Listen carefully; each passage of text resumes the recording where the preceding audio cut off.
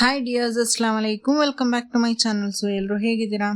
So ಇವತ್ತು simple ಆಗಿ ಒಂದು ಮಂದಿ ರೆಸಿಪಿ ತೋರಿಸ್ತಿದ್ದೀನಿ. It is a Arabic style rice with chicken ಬಿರಿಯಾನಿದು ಇನ್ನೊಂದು ಮಾಡಲು ಅರಬಿಕ್ ಸ್ಟೈಲಲ್ಲಿ ಇರುತ್ತೆ. ಟ್ರೈ ಮಾಡಿ ನೋಡಿ, ಸಖತ್ತಾಗಿದೆ, ಈಸಿಯಾಗಿದೆ. ಸೊ ಫಸ್ಟ್ ಇಲ್ಲಿ ನಾನೊಂದು ಜಾರಿಗೆ ಒಂದು ದೊಡ್ಡ ಈರುಳ್ಳಿ, ಒಂದೆರಡು ಟೊಮ್ಯಾಟೊ ತೊಗೊಂಡಿದ್ದೀನಿ ದೊಡ್ಡ ಸೈಜಲ್ಲಿ. ಮೀಡಿಯಮ್ ಆದರೆ ಒಂದು 3 ತೊಗೋಬೋದು. ಸೊ ಇದನ್ನು ಫಸ್ಟು ಗ್ರೈಂಡ್ ಮಾಡ್ಕೊಳ್ಳಿ. ಅದರ ನಂತರ ನಾನಿಲ್ಲಿ ಇದಕ್ಕೆ 1 table spoon ginger garlic paste ಹಾಕ್ತಿದ್ದೀನಿ. ನೆಕ್ಸ್ಟ್ ಇದಕ್ಕೆ ಒಂದೆರಡು ಮ್ಯಾಗಿ ಕ್ಯೂಬ್ಸ್ನ ಹಾಕ್ತಿದ್ದೀನಿ. Next 1 table spoon Kashmiri chilli powder ಹಾಕ್ತಿದ್ದೀನಿ ಕಲರ್ಗೋಸ್ಕರ. ನೆಕ್ಸ್ಟು ಇದಕ್ಕೆ ಒಂದು 2 ಟೇಬಲ್ ಸ್ಪೂನ್ ಮಂದಿ ಮಸಾಲ ಹಾಕ್ಕೊಂಡು ಗ್ರೈಂಡ್ ಮಾಡ್ಕೊತಿದ್ದೀನಿ. ನೆಕ್ಸ್ಟ್ ನಾನು ಟೋಟಲಾಗಿ ಇದಕ್ಕೆ ಒಂದು 4 ಟೇಬಲ್ ಸ್ಪೂನ್ ಹಾಕಿ ಗ್ರೈಂಡ್ ಮಾಡ್ಕೊತಿದ್ದೀನಿ. ಸೊ ಈ ಒಂದು ಕನ್ಸಿಸ್ಟೆನ್ಸಿಯಲ್ಲಿ ಬೇಕು. ಸೊ ಮಂದಿ ಮಸಾಲ ರೆಸಿಪಿ ಬೇಕಾದವ್ರು ಕಮೆಂಟ್ ಮಾಡಿ. ಸೊ ನೆಕ್ಸ್ಟು ನಾವು ಯಾವ ಪ್ಯಾನಲ್ಲಿ ಕುಕ್ ಮಾಡ್ಕೋತೀವಿ, ಯಾವ ಪಾತ್ರೆಯಲ್ಲಿ ಕುಕ್ ಮಾಡ್ಕೋತೀವಿ ಅದೇ ಪಾತ್ರೆ ತೊಗೊಳ್ಳಿ. ಅದಕ್ಕೆ ಒಂದು 4 ಟೇಬಲ್ ಸ್ಪೂನ್ ಸನ್ಫ್ಲವರ್ ಆಯಿಲ್ ಹಾಕ್ಕೊಂಡು ಇದಕ್ಕೆ ಡ್ರೈ ಲೆಮನ್ನ ಹಾಕ್ಕೊಳ್ಳಿ. ನೆಕ್ಸ್ಟು ನಮ್ಮ ಬಿರಿಯಾನಿ ಎಲೆ, ಚಕ್ಕೆ, ಲವಂಗ, ಏಲಕ್ಕಿ, ಇದ್ರ ಜೊತೆ ಸ್ವಲ್ಪ ಜೀರಿಗೆನ ಹಾಕ್ಕೊಳ್ಳಿ. ನೆಕ್ಸ್ಟ್ ಇದಕ್ಕೆ ಧನಿಯಾನ ಹಾಕ್ಕೊಳ್ಳಿ. ಒಂದು 3 4 ಟೇಬಲ್ ಸ್ಪೂನಷ್ಟು ಧನಿಯಾ ಹಾಕ್ಕೊಳ್ಳಿ. ನೆಕ್ಸ್ಟ್ ಇದಕ್ಕೆ ಪೆಪ್ಪರ್ನ ಹಾಕ್ಕೊಳ್ಳಿ, ಒಂದು 2 ಟೇಬಲ್ ಸ್ಪೂನಷ್ಟು. ನಂತರ ಇದಕ್ಕೆ ಒಂದೆರಡು ಮೀಡಿಯಮ್ ಟು ಲಾರ್ಜ್ ಸೈಜು ಕ್ಯಾಪ್ಸಿಕಮ್ನ ತೊಗೊಳ್ಳಿ. ಇದು ಎಷ್ಟು ಇಷ್ಟೊಂದು ಹಾಕೋದು ಇಷ್ಟ ಇಲ್ಲ ಅನ್ನೋರು ಹಾಕೋದು ಬೇಡ, ಕಮ್ಮಿ ಮಾಡ್ಕೊಳ್ಳಿ. ನನಗೆ ತುಂಬ ಇಷ್ಟ, ಇದ್ರ ಫ್ಲೇವರ್ ಸಖತ್ತಾಗಿ ಬರುತ್ತೆ ಜಾಸ್ತಿ ಹಾಕಿದ್ರೆ. ಅದರಿಂದ ನಾನು ಒಂದು 2 ಕ್ಯಾಪ್ಸಿಕಮ್ ತೊಗೊಂಡಿದ್ದೀನಿ. ನೆಕ್ಸ್ಟ್ ಇದಕ್ಕೆ 1 ಟೇಬಲ್ ಸ್ಪೂನ್ ಗರಂ ಮಸಾಲ ಹಾಕಿ, ನೆಕ್ಸ್ಟು ನಾವು ರುಬ್ಕೊಂಡಿರುವಂಥ ಮಸಾಲ ಇದೆಯಲ್ಲ ಅದನ್ನ ಹಾಕ್ಕೊಂಡು ಚೆನ್ನಾಗಿ ಮಿಕ್ಸ್ ಮಾಡ್ಕೊಳ್ಳಿ. ಮಿಕ್ಸ್ ಮಾಡುವಾಗ ಆ ನಿಂಬೆಹಣ್ಣು ಹೊಡೆದೋಗದೇ ಇರೋ ಹಾಗೆ ನೋಡ್ಕೊಳ್ಳಿ, ಡ್ರೈ ಲೆಮನ್ ಅಲ್ವಾ, ಅದರಿಂದ ನಿಮಗೆ ಆಗಲ್ಲ ಅಂದರೆ ಲಾಸ್ಟಲ್ಲಾದರೂ ಹಾಕ್ಕೋಬೋದು. ನೆಕ್ಸ್ಟ್ ನಾನಿಲ್ಲಿ ವಾಶ್ ಮಾಡಿ ಕ್ಲೀನ್ ಮಾಡ್ಕೊಂಡಿರುವಂಥ ಚಿಕನ್ ತೊಗೋತಿದ್ದೀನಿ. ಸೊ ಇದನ್ನು ಹಾಕಿ ನೀಟಾಗಿ ಮಸಾಲ ಎಲ್ಲ ಕಡೆ ಆಗೋ ಹಾಗೆ ಮಿಕ್ಸ್ ಮಾಡ್ಕೊಳ್ಳಿ. ಸೊ ನಾನಿಲ್ಲಿ ಒಂದು ಮೀಡಿಯಮ್ ಟು ಲಾರ್ಜ್ ಸೈಜು ಒಂದು ಫುಲ್ ಚಿಕನ್ ತೊಗೊಂಡಿದ್ದೀನಿ. ಸೊ ಇದು ನಾವು ಮಾಮೂಲಿ ಬಿರಿಯಾನಿ ಸೈಜ್ಗಿಂತ ಸ್ವಲ್ಪ ದೊಡ್ಡದಾಗಿ ಕಟ್ ಮಾಡಿಸ್ಕೊಳ್ಳಿ. ನೆಕ್ಸ್ಟು ಇಲ್ಲಿ ಬೇಕಾದವ್ರು ಮಾತ್ರ ಕಲರ್ ಬೇಕು ಅನ್ನೋರು ಸ್ವಲ್ಪ ಕಲರ್ ಆ್ಯಡ್ ಮಾಡ್ಕೋಬೋದು. ನಾನು ಆ್ಯಡ್ ಮಾಡ್ಕೋತಿದ್ದೀನಿ. ನಿಮಗೆ ಬೇಡ ಕಲರೆಲ್ಲ ಹಾಕೋದು ಇಷ್ಟ ಇಲ್ಲ ಅಂದರೆ ಕಂಪ್ಲೀಟಾಗಿ ಅವಾಯ್ಡ್ ಮಾಡ್ಬೋದು, ಏನೂ ಆಗೋಲ್ಲ. ನೆಕ್ಸ್ಟ್ ಇದಕ್ಕೆ 1 ಪೀಸ್ ಬಟರ್ ಹಾಕ್ಬಿಟ್ಟು ಮಿಕ್ಸ್ ಮಾಡಿಬಿಟ್ಟು ಕವರ್ ಮಾಡಿ ಓವರ್ ನೈಟ್ ಫ್ರಿಜ್ಜಲ್ಲಿ ಇಟ್ಬಿಡಿ. ಸೊ ಹೀಗೆ ಫ್ರಿಜ್ಜಲ್ಲಿ ಇಡೋದ್ರಿಂದ ಏನು ಅಂದರೆ ಫುಲ್ಲಾಗಿ ನೀಟಾಗಿ ಮಸಾಲ ಎಲ್ಲ ಇಟ್ಕೊಂಡು ಕಂಪ್ಲೀಟಾಗಿ ಮ್ಯಾರಿನೇಷನ್ ಆಗಿರುತ್ತೆ.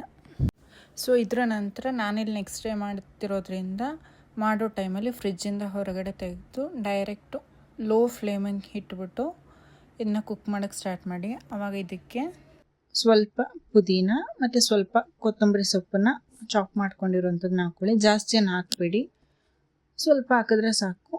ನೆಕ್ಸ್ಟ್ ಒಂದು ಅರ್ಧ ನಿಂಬೆಹಣ್ಣನ್ನು ಸ್ಕ್ವೀಸ್ ಮಾಡ್ಕೊಡ್ತಿದ್ದೀನಿ. ನೆಕ್ಸ್ಟ್ ಇದಕ್ಕೆ ಒಂದು 4 ಟೇಬಲ್ ಸ್ಪೂನಷ್ಟು ಸನ್ಫ್ಲವರ್ ಆಯಿಲ್ನ ಹಾಕ್ಬಿಟ್ಟು ನೀಟಾಗಿ ಮಿಕ್ಸ್ ಮಾಡಿಕೊಂಡು ಲೋ ಟು ಮೀಡಿಯಮ್ ಫ್ಲೇಮಲ್ಲಿ ಚಿಕನ್ ಒಂದು 3/4 ಭಾಗ ಬೇಯೋ ರೀತಿಗೆ ಕುಕ್ ಮಾಡ್ಕೊಳ್ಳಿ, ಕವರ್ ಮಾಡಿಕೊಂಡು. ನೆಕ್ಸ್ಟ್ ನಾನಿಲ್ಲಿ ಅನ್ನ ಮಾಡ್ಕೊಳ್ಳೋಕ್ಕೆ ನೀರಿಟ್ಟಿದ್ದೀನಿ. ಸೊ ನೀರಿಗೆ ಬಿರಿಯಾನಿ ಎಲೆ, ಚಕ್ಕೆ, ಲವಂಗ, ಏಲಕ್ಕಿ ಹಾಕ್ಕೊಳ್ಳಿ. ಮತ್ತು ಇದಕ್ಕೆ ಧನಿಯಾ ಮತ್ತು ಪೆಪ್ಪರ್ನ ಹಾಕೋತಿದ್ದೀನಿ. ನೆಕ್ಸ್ಟು ನಾವು ಲೆಮನ್ ಹಾಕಿದ್ವಲ್ಲ ಮಸಾಲೆಗೆ, ಅದನ್ನ ತೊಗೊಂಡು ಇದಕ್ಕೆ ಹಾಕ್ತಿದ್ದೀನಿ. ನೆಕ್ಸ್ಟು ಒಂದು ಮ್ಯಾಗಿ ಕ್ಯೂಬು, ಜೊತೆಯಲ್ಲಿ ನಿಮಗೆ ಎಷ್ಟು ಉಪ್ಪು ಬೇಕು ಅಷ್ಟು ಹಾಕ್ಕೊಳ್ಳಿ.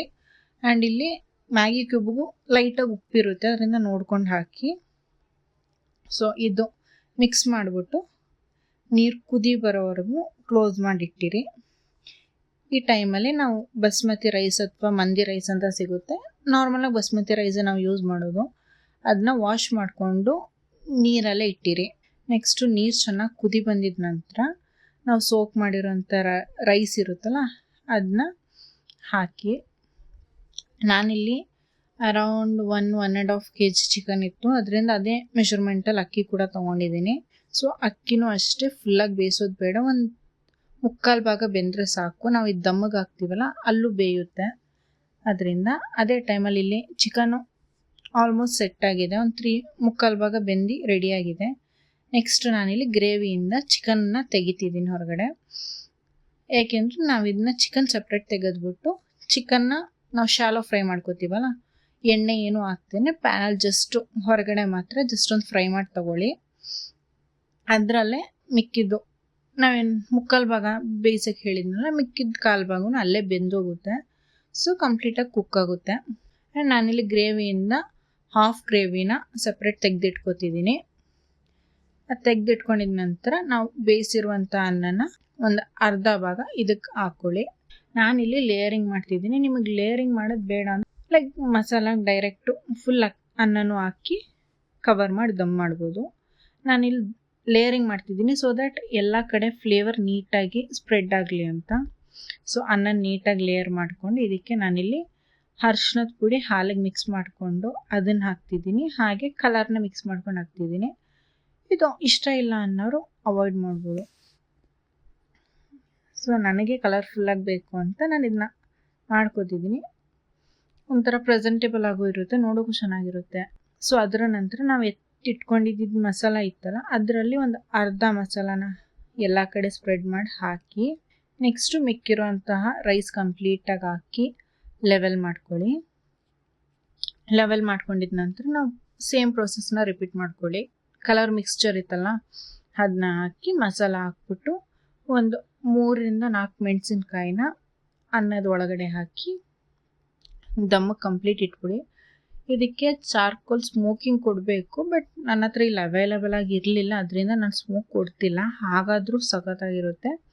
ಸ್ಮೋಕ್ ಕೊಟ್ಟರೆ ನಿಮಗೊಂದು ಸ್ಪೆಷಲ್ ಅರೋಮಾ ಬರುತ್ತೆ ಅಷ್ಟೇ, ಇನ್ನು ಡಿಫ್ರೆನ್ಸ್ ಏನು ಬರಲ್ಲ ಅಷ್ಟೊಂದು. ಸೊ ಅದರಿಂದ ನಿಮ್ಮ ಹತ್ರ ಚಾರ್ಕೋಲ್ ಇದ್ದರೆ ಸ್ಮೋಕ್ ಕೊಡ್ಬೋದು, ಇಲ್ಲಾಂದರೆ ಇಟ್ಸ್ ಕಂಪ್ಲೀಟ್ಲಿ ಓಕೆ. ಹಾಗೂ ಟೇಸ್ಟಲ್ಲಿ ಏನೂ ಚೇಂಜಸ್ ಬರಲ್ಲ. ಸೊ ಇಷ್ಟು ಮಾಡಿಬಿಟ್ಟು ಕ್ಲೋಸ್ ಮಾಡಿ ಒಂದು 5 ಮಿನಿಟ್ಸ್ ದಮ್ಮಗೆ ಹಾಕಿ 5 ನಿಮಿಷದ ನಂತರ ನಿಮಗೆ ರೈಸ್ ಫುಲ್ಲು ಮಿಕ್ಸ್ ಮಾಡಿಬಿಟ್ಟು ಸರ್ವ್ ಮಾಡ್ಬೋದು. ಸೊ ಇದಾಗಿತ್ತು ಇವತ್ತಿನ ರೆಸಿಪಿ. ನಿಮಗೆ ಇನ್ನೂ ಯಾವುದಾದ್ರೂ ರೆಸಿಪಿ ಬೇಕಿದ್ರೆ ಕಮೆಂಟ್ ಡೌನ್ ಮಾಡಿ.